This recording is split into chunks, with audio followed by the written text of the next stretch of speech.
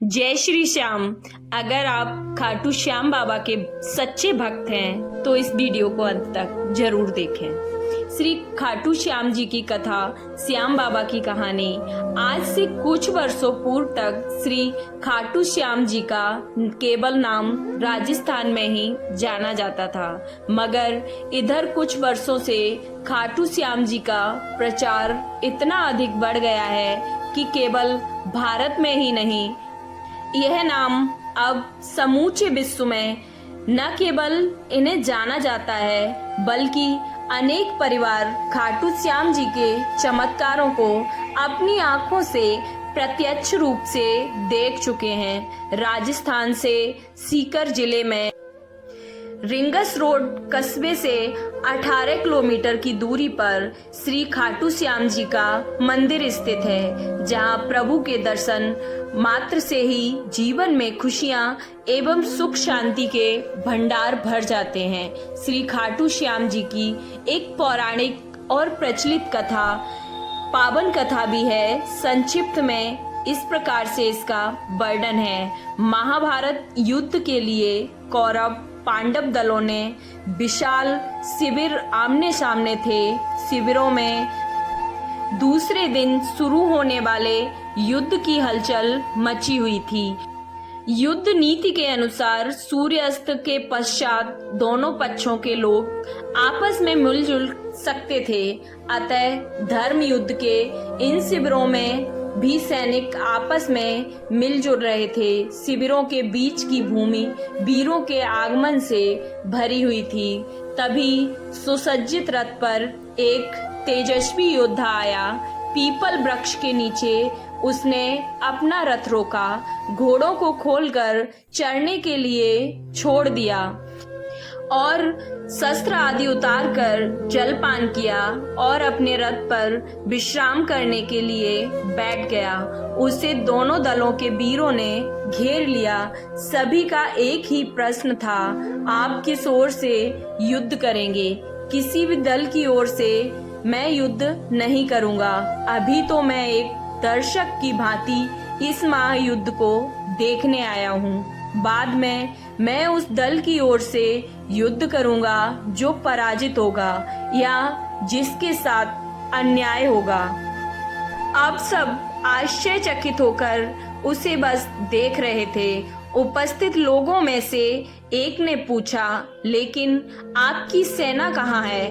क्या आपकी सेना पीछे आ रही है? नहीं, मुझे सेना की कोई आवश्यकता नहीं है। मैं बिना सेना के ही लड़ने आया हूँ, बर्बरी ने गर्व से कहा।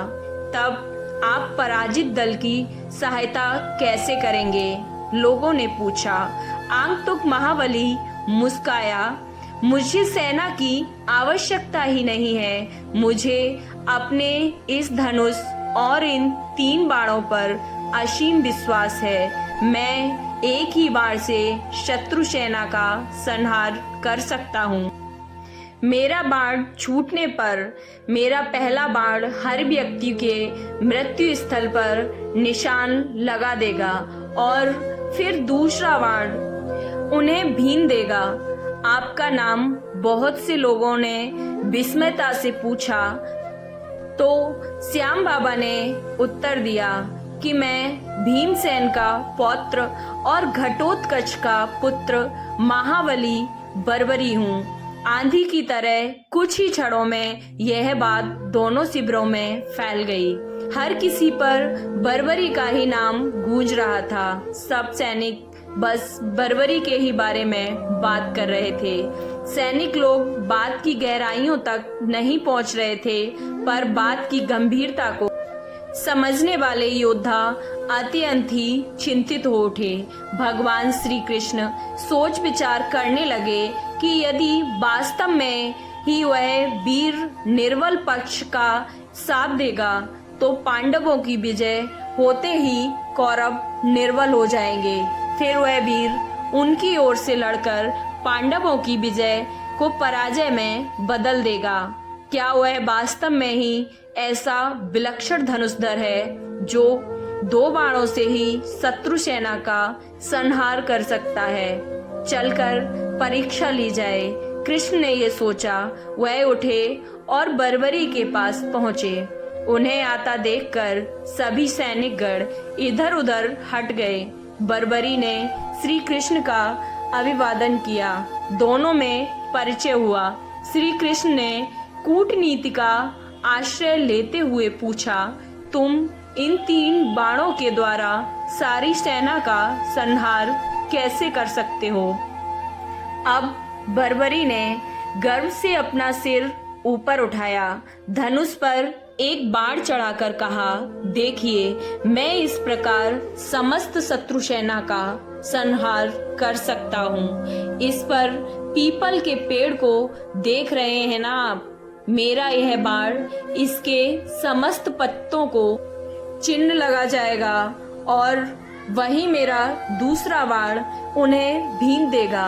आप चाहें तो मैं धरती पर बिखरे इन सूखे पत्तों को भी भीन सकता हूँ। श्री कृष्ण का यह दृश्य देखने को अब अत्यंत ही वो उत्सुक थे। उन्होंने 2 पत्ते तोड़ लिए, एक को हाथ की मुट्ठी में बंद कर लिया और वहीं दूसरे पत्ते को पांव के नीचे दबा लिया। बर्बरी ने अभिमंत्रित करके बाण छोड़ा। सभी ने देखा कि पत्ते और धरती का प्रत्येक पत्ता चिन्हित था। श्री कृष्ण ने मुट्ठी खोली तो हाथ का पत्ता भी चिन्हित था और पांव के नीचे का भी पत्ता चिन्हित था। श्री कृष्ण अत्यंत ही विस्मित थे। तब तक बर्बरी ने दूसरा बाण छोड़ा।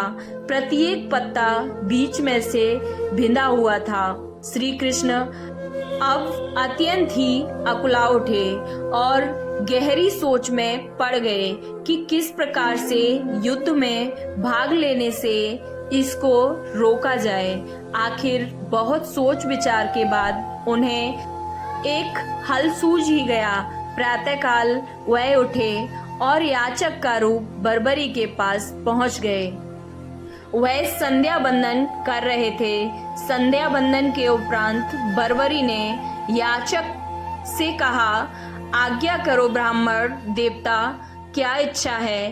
कुछ दान पाने की इच्छा है महाराज। ब्राह्मण रूपी श्री कृष्ण ने कहा, यहाँ तो मेरे पास विशेष धन नहीं है, मैं परदेश में हूँ। यह बहुमूल्य वस्त्र आभूषण हैं, इनकी इच्छा हो तो कहो।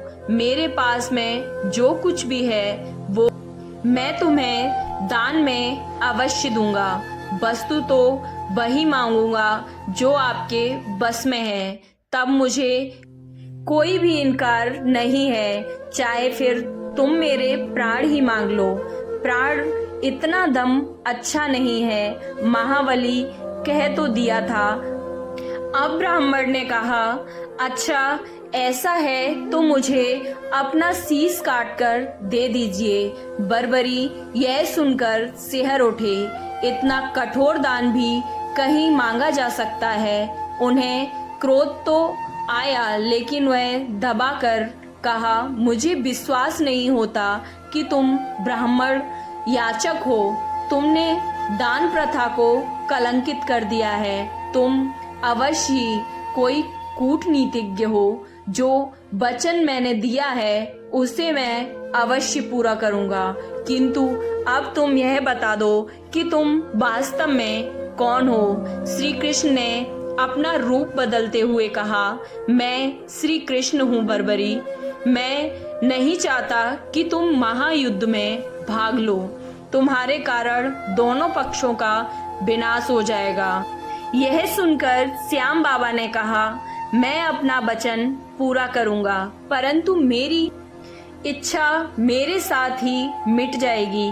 निसंकोच कहो, तुम्हारी क्या इच्छा है, मैं उसे पूरा करूंगा। श्री कृष्ण ने कहा।